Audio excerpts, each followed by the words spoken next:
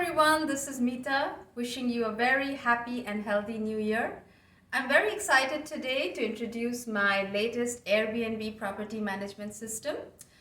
This includes 25 properties and it's excellent if you manage properties for yourself as well as for others. You can easily enter all your income and expense transactions as well as owner payouts, and owner reports are automatically generated showing the monthly performance of each property, so you can simply email them out and save you so much time every month. In addition, it doubles as a guest reservation system. It's got 50 vendors, an automatic P&L statement, and a bank reconciliation statement.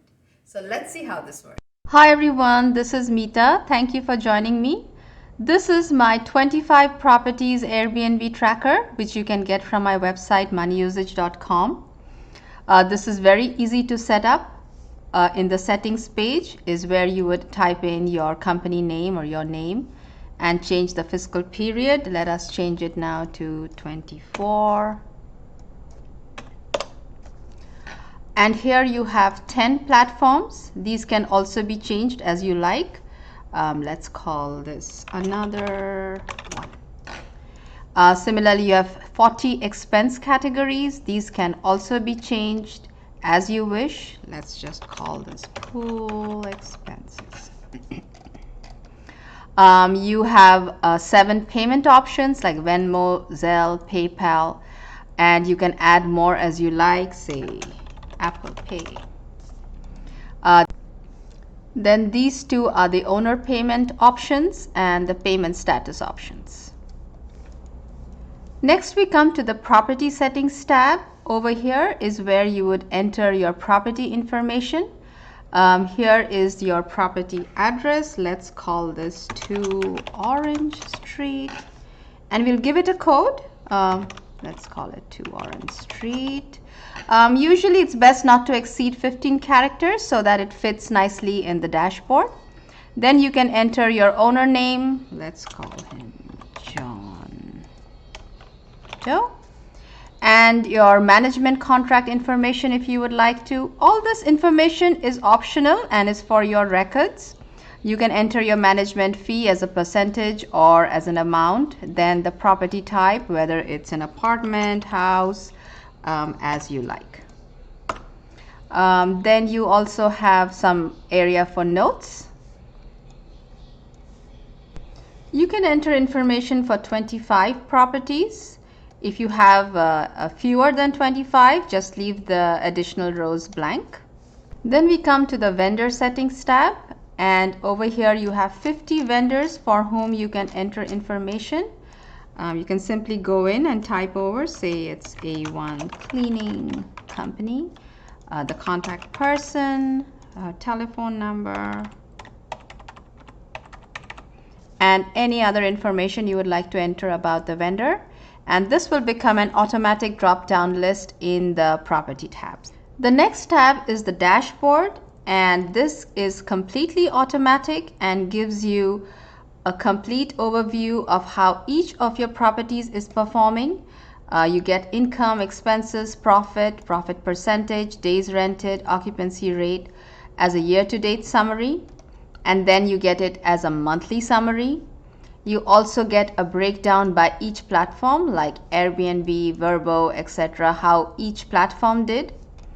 Then you get a drill down of all your expenses from all your properties by each month. And then you have a year-to-date income of all properties for all the platforms, and year-to-date expenses of each property. Then you have how much you got by each payment option, so you get to know if your customers are preferring Venmo to Zelle or PayPal. Then you get a drill down by each property. You get the monthly income, expenses, and profit, as well as the days rented and occupancy rate. Then we come to the income statement. This is a profit and loss statement that is automatically generated and is very useful for you to just print out or email to your accountant or just use yourself for end of the year taxes. Then you also have a bank reconciliation statement if you would like to use it. You would enter your starting bank balance and it pulls in your net income and owner payouts automatically.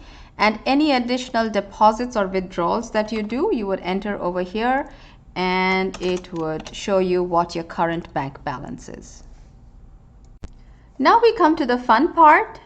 This is a property tab, and over here is where you would enter all your income and expense transactions. Up on top is a mini dashboard which you can expand if you want to see all of the rows. You get to see your income, expenses, profit percentage. And if you also have a co-host, then you can enter your share and your co-host share. Say your share is 60% and your co-host is 40. You enter that and it will automatically calculate your shares. It also shows you the days rented and the occupancy rate for each month. So let's enter a transaction. So say this is Airbnb that you received the booking from, and the guest name is Harry Smith. The start date, say, is March 1st, and he will stay till March 4th. So you see the days rented get automatically calculated. Say you are going to charge him $300 and fees of $150 for cleaning or whatever fees you would like to charge. Automatically the total income gets calculated and the average per night. Then the payment type you can select, say he paid by PayPal, and the payment status as paid. Now as you will notice, the total income that was automatically calculated here also gets shown in March up over here in the dashboard section. You can also expand it further to see the other rows, like what the expenses were, profit percentage, the days rented, and the occupancy rate. And on the top over here, this is a running calculation, automatic calculation, and you can see the occupancy rate so far year to date, the number of days rented, the total rent you received for this property, total fees that you've received, your total income, and the average that you're getting per night for this property.